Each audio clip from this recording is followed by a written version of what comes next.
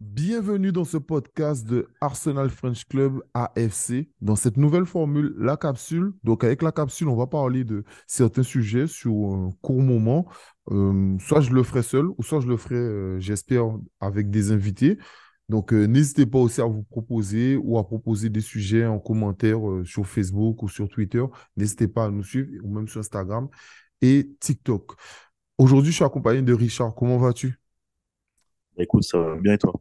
Moi, ça va très bien. Je suis content de faire ce premier épisode avec toi.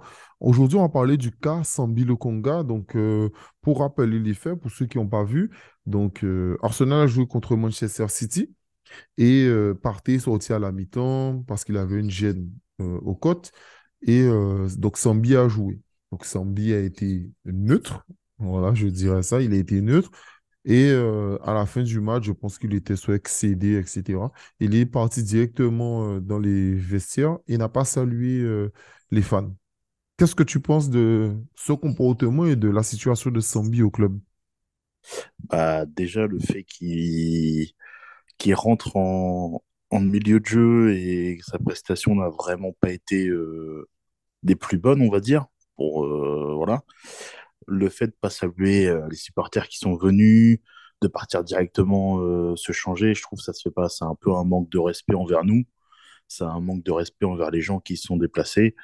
Et voilà, je pense que son attitude, elle est pas top. Après, certains disent qu'il est jeune, que c'est excusable. Pour moi, ça ne l'est pas. Ok, ben c'est intéressant parce que moi je suis d'accord avec l'argument qu'il est jeune. Il est trop jeune pour ce poste. D'ailleurs, je ne connais pas beaucoup de patrons de milieu qui sont aussi jeunes.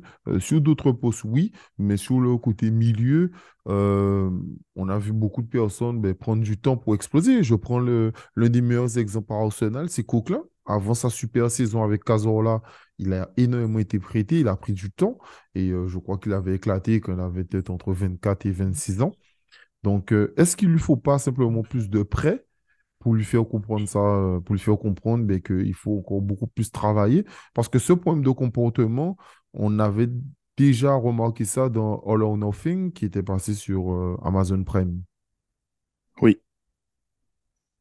Bah après, je pense que plus de presse, ça peut déjà lui faire gagner du temps de jeu parce qu'avec nous, bah, il joue qu'en Europa League. Si je dis pas de bêtises, il a joué beaucoup en Europa League, mais c'est tout. Alors, c'est sûr, on va pas lui demander d'être un cadre contre City parce qu'on sait que City, c'est un niveau au-dessus.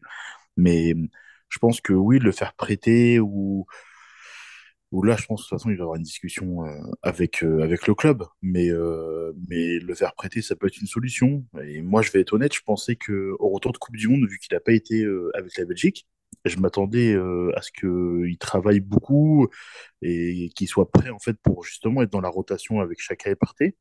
Et j'étais un peu déçu, c'est vrai que quand je l'ai vu rentrer, quoi. Non, je suis totalement d'accord avec toi. D'ailleurs, moi, j'avais vu quelques stories où il montrait qu'il se préparait et tout ça. Et finalement, bon, j'ai pas vu grand-chose. En tout cas, j'espère profondément qu'il va améliorer son comportement parce qu'il en a besoin, surtout sa mentalité, au-delà de Arsenal ou pas.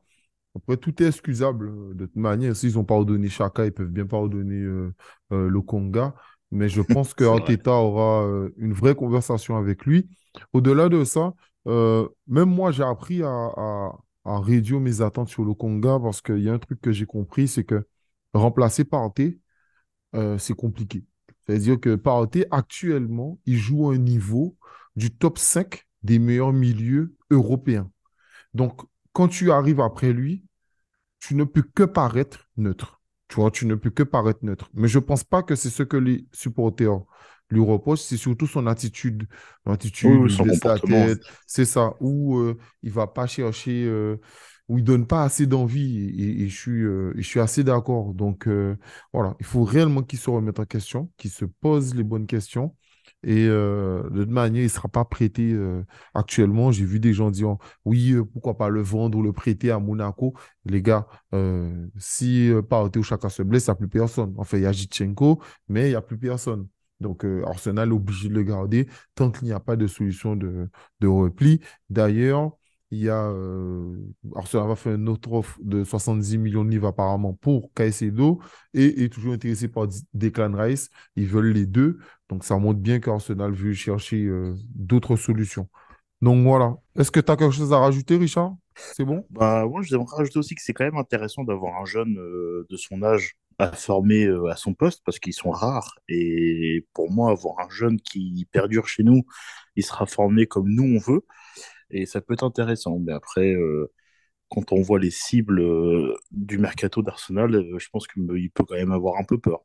Mais sinon, c'est tout. Ouais, non, mais totalement. En tout cas, merci à vous de nous avoir suivis. C'était la capsule d'AFC. Prenez soin de vous. Le cas Sambi Lokonga.